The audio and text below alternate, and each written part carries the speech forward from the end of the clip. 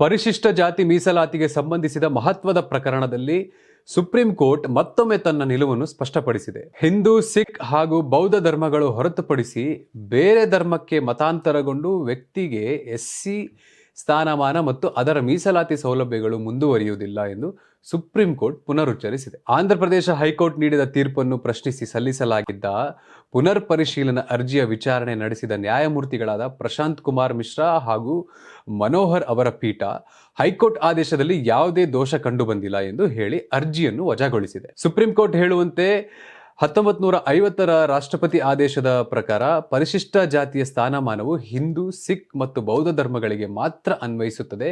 ಪರಿಶಿಷ್ಟ ಜಾತಿಗೆ ಸೇರಿದ ವ್ಯಕ್ತಿ ಕ್ರಿಶ್ಚಿಯನ್ ಅಥವಾ ಇತರ ಧರ್ಮಗಳಿಗೆ ಮತಾಂತರಗೊಂಡರೆ ಅವರ ಎಸ್ಸಿ ಸ್ಥಾನಮಾನ ಮತ್ತು ಅದಕ್ಕೆ ಸಂಬಂಧಿಸಿದ ಮೀಸಲಾತಿ ಸೌಲಭ್ಯಗಳು ಅನ್ವಯಿಸುವುದಿಲ್ಲ ಎಂದು ನ್ಯಾಯಾಲಯ ಸ್ಪಷ್ಟಪಡಿಸಿದೆ.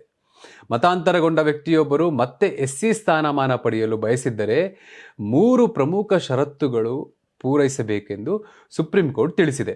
ಅವರು ಹುಟ್ಟಿನಿಂದಲೇ ಪರಿಶಿಷ್ಟ ಜಾತಿಗೆ ಸೇರಿದವರಾಗಿರಬೇಕು, ಸ್ವಯಂ ಪ್ರೇರಣೆಯಿಂದ ತಮ್ಮ ಮೂಲ ಧರ್ಮಕ್ಕೆ ಮರುಮತಾಂತರಗೊಂಡಿರಬೇಕು ಅಥವಾ ತಮ್ಮ ಮೂಲ ಜಾತಿ ಸಮುದಾಯದಿಂದ ಮತ್ತೆ ಸ್ವೀಕರಿಸಲ್ಪಟ್ಟಿರಬೇಕು.